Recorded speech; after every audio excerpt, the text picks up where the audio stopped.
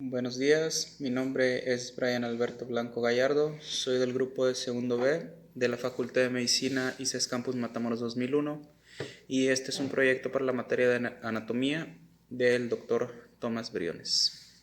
Voy a hablar sobre la cubierta de bolsas escrotales, testículo y epididimo. Bueno, empezar hablándoles sobre el escroto. Este es un saco cutáneo formado por dos capas, piel muy pigmentada y la túnica dartos, estrechamente relacionada con ella. Una capa de fascia sin grasa que incluye fibras del músculo liso que confieren su aspecto rugoso al escroto, puesto que el músculo dartos se fija a la piel y su contracción hace que el escroto se arrugue cuando hace frío, lo que engruesa la capa tegumentaria, reduce la superficie escrotal y ayuda al cremaster a mantener los testículos más cerca del cuerpo, y todo ello disminuye la pérdida de calor. El escroto está dividido internamente en dos compartimentos, derecho e izquierdo, por una continuación de la túnica dartos, el tabique escrotal.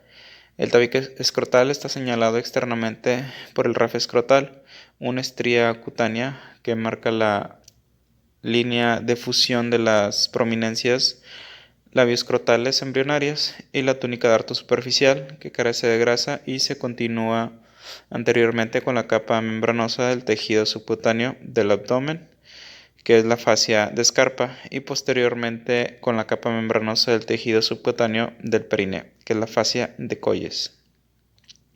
El desarrollo del escroto guarda una estrecha relación con la formación de los conductos inguinales. El escroto se desarrolla a partir de las prominencias lubioescrotales, que son dos evaginaciones de la pared abdominal que se fusionan para formar una bolsa cutánea colgante. En fases posteriores del periodo fetal, los testículos y los cordones espermáticos entran en el escroto.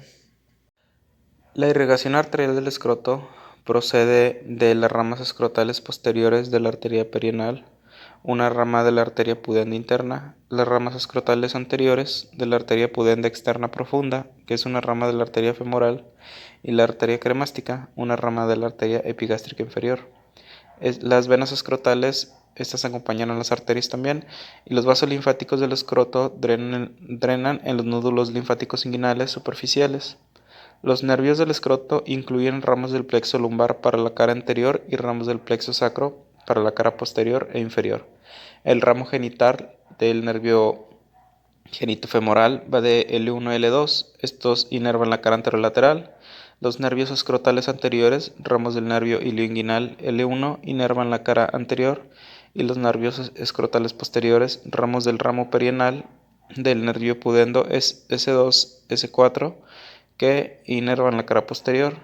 Y por último, los ramos perianales del nervio cutáneo femoral posterior, que van de C2 a C3, estos van a inervar la cara posterior inferior. Les hablaré ahora sobre los testículos. Los testículos son las gónadas masculinas, glándulas reproductoras ovoides pares que producen espermatozoides y hormonas, principalmente testosterona. Los testículos están suspendidos en el escroto por los cordones espermáticos, de forma que el testículo izquierdo suele encontrarse suspendido más abajo que el derecho. La superficie de cada testículo está cubierta por la capa visceral de la túnica vaginal, excepto en la zona donde el testículo se une al epidídimo y el cordón espermático.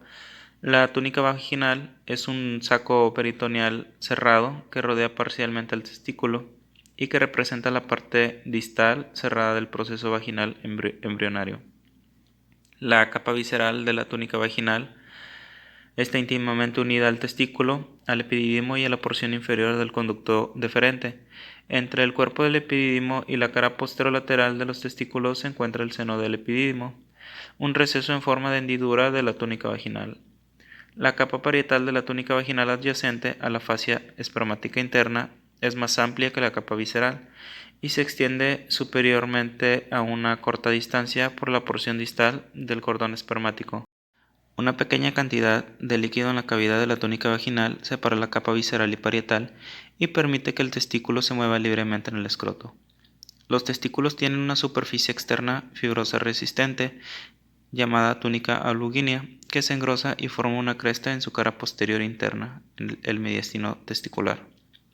Desde esta cresta interna parten septos fibrosos que se extienden hacia adentro entre lobulillos de túbulos seminíferos. Son minúsculos pero largos y muy enrollados donde producen espermatozoides.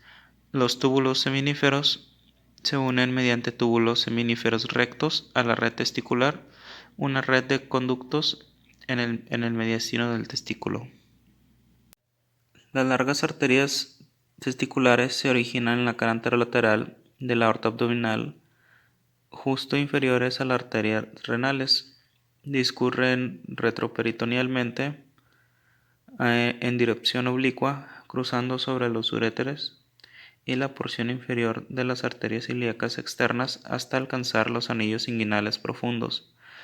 Estas entran en los conductos inguinales a través de los anillos profundos y atraviesan los conductos, los abandonan a través de los anillos superficiales y entran en el cordón espermático para irrigar los testículos. La arteria testicular o una de sus ramas se anastomosa con la arteria del conducto deferente. Las venas que emergen del testículo y del epidídimo forman el plexo venoso pampiniforme, que es una red entre 8 y 12 venas que se sitúan anteriores al conducto deferente y rodean la arteria testicular en el cordón espermático. El plexo pampiniforme forma parte del sistema termorregulador del testículo junto con los músculos cremaster y dartos. Este ayuda a mantener constantemente la temperatura de esta glándula, y las venas del plexo pampiniforme confluyen superiormente formando la vena testicular derecha, que desemboca en la vena cava inferior, y la vena testicular izquierda, que drena la vena renal izquierda. El drenaje linfático del testículo acompaña a la arteria y a la vena testiculares hacia los nódulos linfáticos lumbares derecha e izquierda de la vena cava y aórtica, y los nódulos linfáticos preaórticos. Los nervios autónomos del testículo proceden del plexo nervioso testicular, situado en la arteria reticular que contiene fibras parasimpáticas, vagales, aferentes, viscerales y simpáticas del segmento T10 y T11 de la médula espinal. Ahora les hablaré sobre el siguiente tema, que es el epidídimo. Esta es una estructura alargada situada en la cara posterior del testículo, y los conductillos eferentes del testículo transportan desde la red testicular hacia el epidídimo los espermatozoides recién formados. El epidídimo está formado por sinusoidades diminutas del conducto del epidídimo, tan compactadas que tienen un aspecto macizo. El conducto se va volviendo progresivamente más pequeño a medida que pasa la cabeza del epidídimo sobre la parte superior del testículo hasta su cola. En la cola del epidídimo empieza el conducto deferente como una prolongación del conducto del epidídimo. Durante a lo largo del recorrido de este conducto, los espermatozoides se almacenan y siguen madurando. Y el epidídimo va a estar formado por tres partes: por cabeza, el cuerpo y la cola. En la cabeza encontramos la porción superior ensanchada, compuesta por lobulillos formados por extremos enrollados de 12 a 14 conductillos eferentes.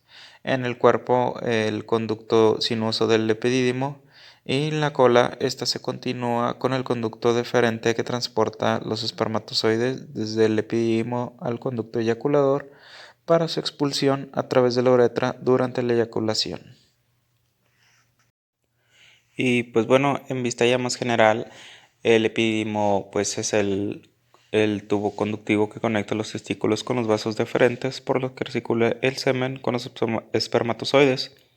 Miden unos 5 centímetros aproximadamente en su conjunto y está enrollado sobre sí mismo en la parte posterior del testículo, formando un conglomerado en forma de coma que se adhiere en gran parte de la pared testicular, y en él se acumulan los espermatozoides, donde maduran hasta que salen al órgano masculino para ser expulsados junto al semen. También una de las enfermedades más comunes que se pueden contraer es la epididimitis. Esta es una inflamación del epidídimo que pueden ocasionar algunas molestias a los pacientes. Y pues la epididimitis es la infección del testículo más frecuente. Esta aparece en hombres de 19 a 35 años y suele darse a causa de enfermedades venéreas como la gonorrea o la clamidia, aunque también puede deberse a bacterias como la E. coli, que trae consigo la proximidad con el líquido del tracto urinario. Otra de algunas de las causas que aumentan las posibilidades de sufrir una epididimitis son el no haber sido circuncidado, haber tenido problemas en las vías urinarias y el consumo de ciertos medicamentos o una lesión a causa de un golpe. Varios son los síntomas que pueden indicar una epididimitis, como una décima de fiebre, sensación de pesadez en los testículos, sangre en el semen, dolor de la eyaculación y la micción o permanentemente en el testículo. Y bueno, pues hasta aquí concluye mi tema. Eso sería todo. Muchas gracias.